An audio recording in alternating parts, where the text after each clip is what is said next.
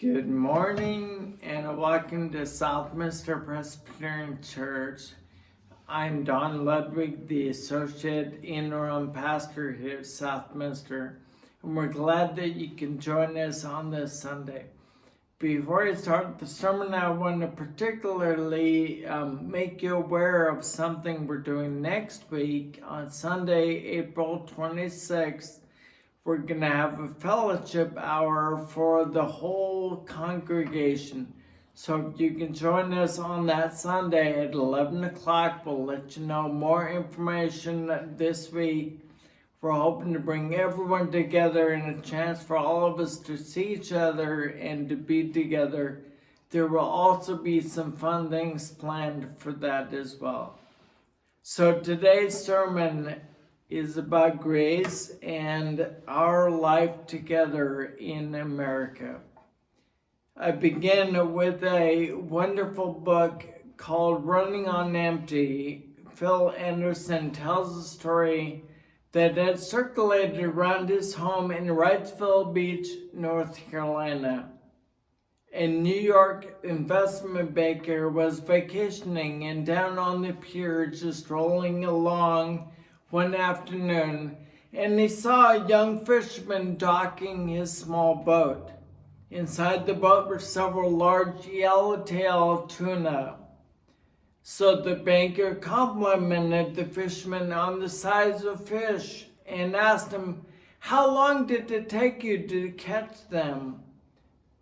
The local replied, "Well, only a little while."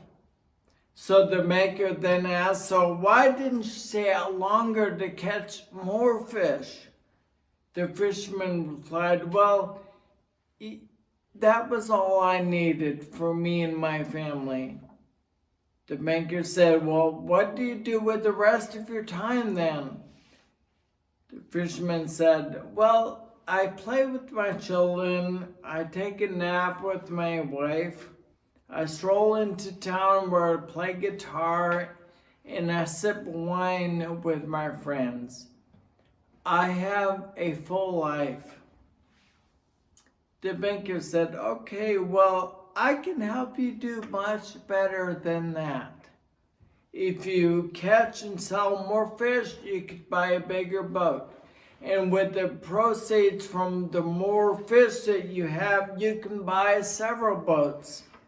Eventually, you'll have enough to buy a fleet of fishing boats, and in time, you can become a captain of a major seaboard enterprise with boats all over the eastern seaboard."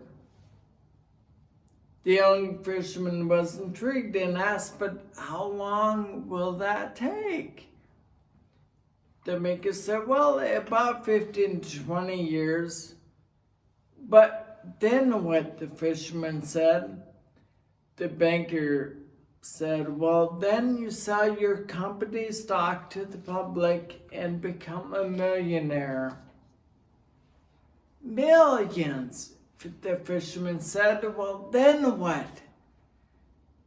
The banker then shrugged and said, "Then you retire.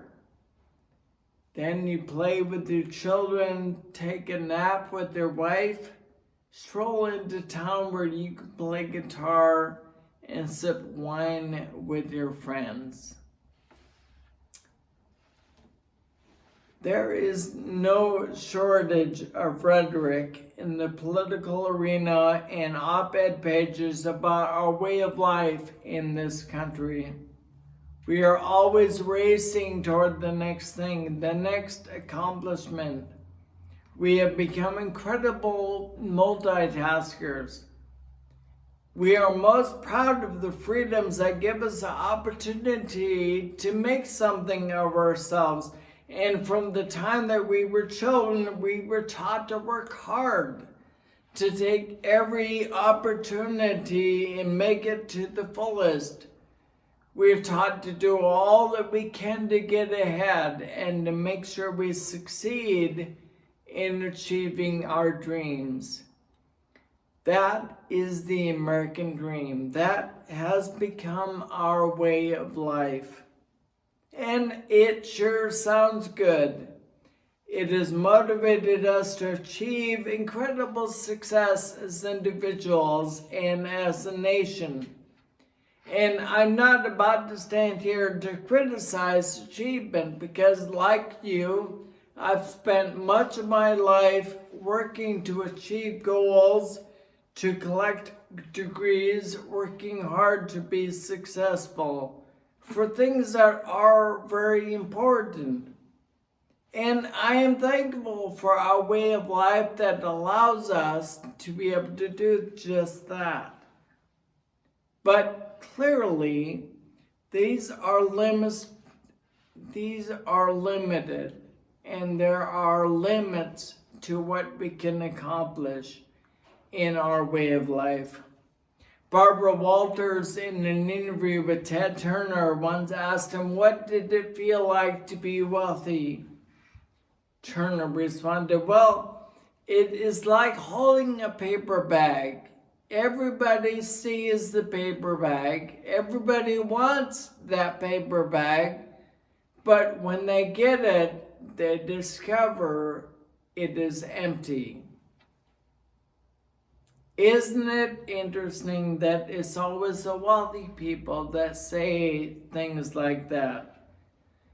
But I think there's so much truth in what he just said. And today, in our world, we are discovering more and more just how much our culture and our institutions and our government and our technology and even our churches have defined our way of life so much that we are left empty. Many of us not knowing how to function by ourselves, apart from the cultural trappings around us. Shortly after Easter morning, Jesus met with his disciple, Thomas. You know the story about doubting Thomas. He needed to see the scars of Jesus before he would really believe that he had risen. And when he saw them, he once again becomes a believer. The moral of the story is that now it is always better to believe without seeing. But I think that is way too simplistic and misses the point entirely. There is so much more to the story and to Thomas as we read in his other writings. Jesus comes to Thomas and offers him meaning and purpose, and that cannot be denied. Thomas was so disheartened by the death of Jesus, sitting in a well of despair, and just the presence of Jesus gives him an indestructible grace that fills the cracks of his heart and is felt deep down in his bones. In other words, Thomas discovers that the resurrection for the first time is not about the man named Jesus. Resurrection is about the grace that is inside of each of us. In his own gospel account, not included in the Bible, Thomas writes, "If you bring forth what is within you, then what you bring forth shall save you. If you do not bring forth what is within you, what you do not bring forth will destroy you."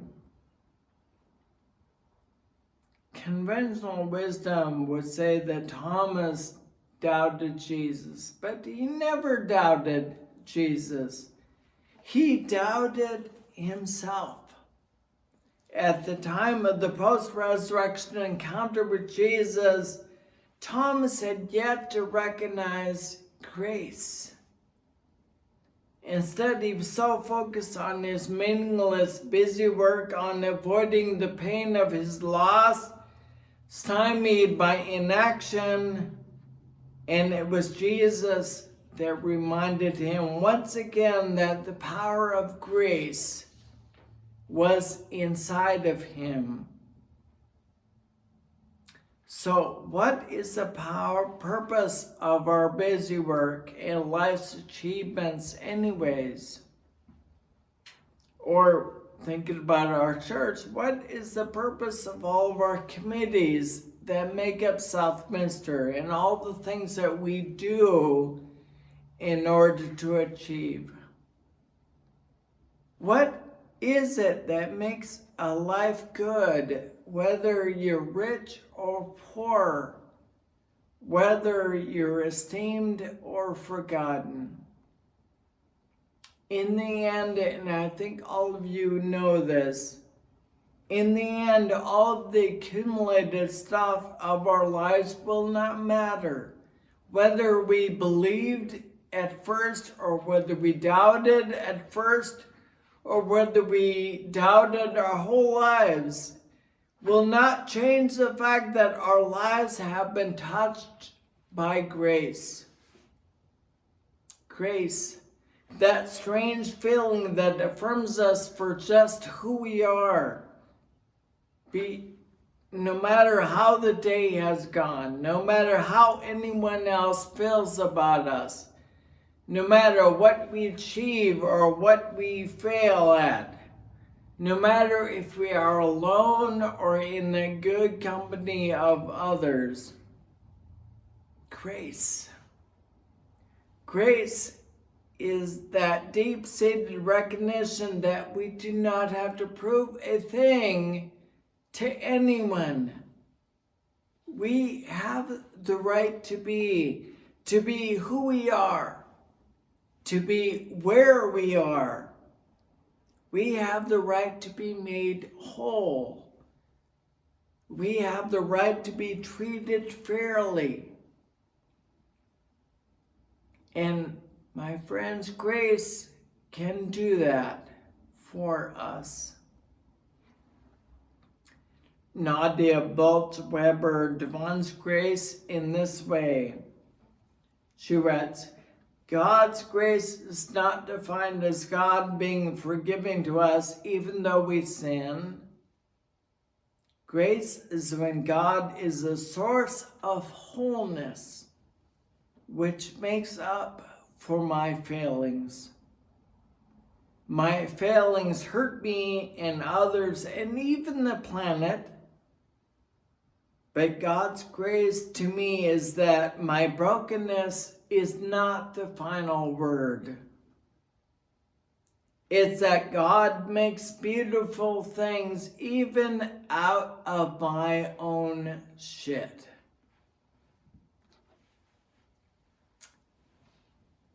I would have never said that word in a sanctuary full of people.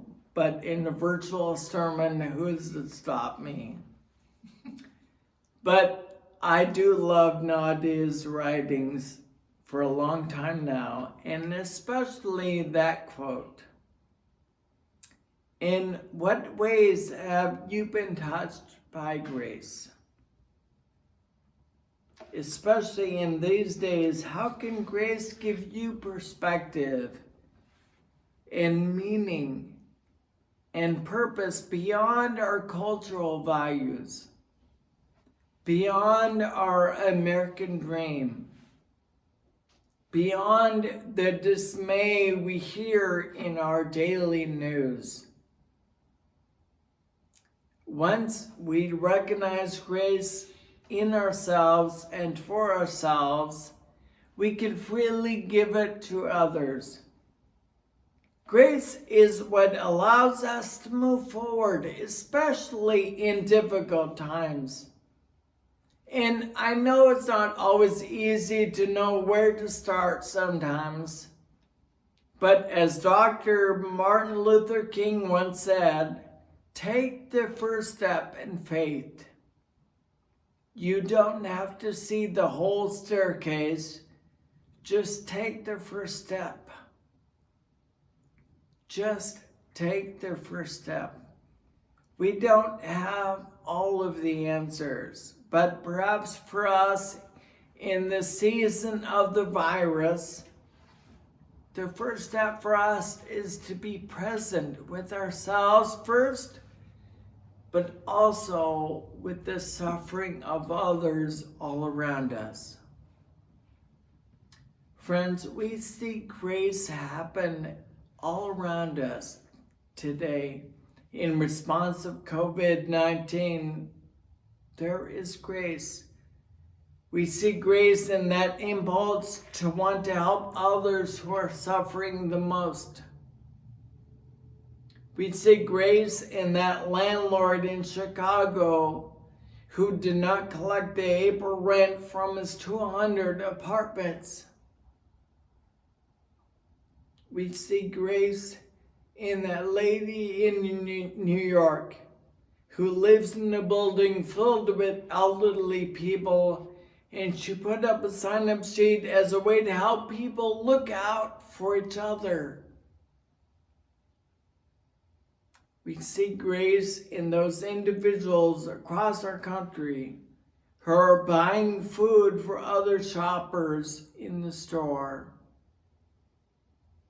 We see grace in those teachers who are delivering meals to all the kids who are not able to eat at school. In NBA players chipping in to pay arena workers because games have been canceled. Grace is all around us. All we need to do is open our eyes. Grace is finding meaning that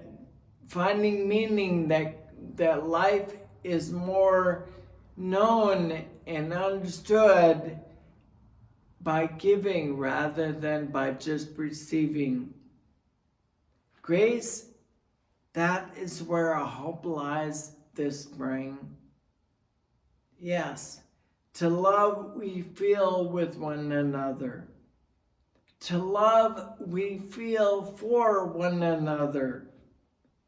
To love we act on behalf of others. That's grace. Jesus once said that the most important commandment is to love one another as ourselves. And perhaps that's what this current crisis is teaching us more than anything. These individual acts of grace point towards qualities of justice and equity and compassion that we must begin to build into our world and the world that follows this crisis. Because, my friends, someday in this world that will end, and there will be a world that follows COVID-19. As Christians, perhaps this is our opportunity to redeem the world.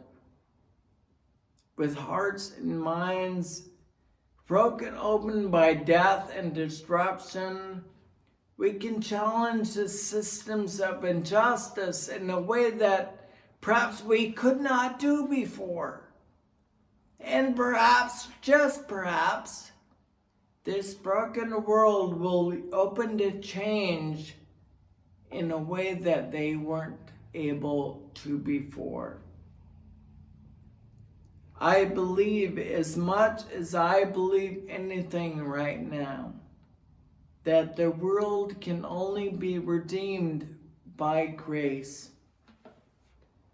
Sure, we can't see the staircase. The change will not be painless.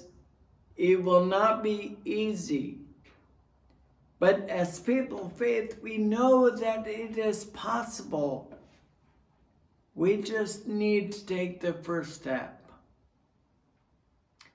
And like Thomas so long ago, we know that the only choice possible for us is to believe in ourselves, to believe that the kingdom of God is in us, and to know that it is only by grace that we will be redeemed. Amazing grace. How sweet the sound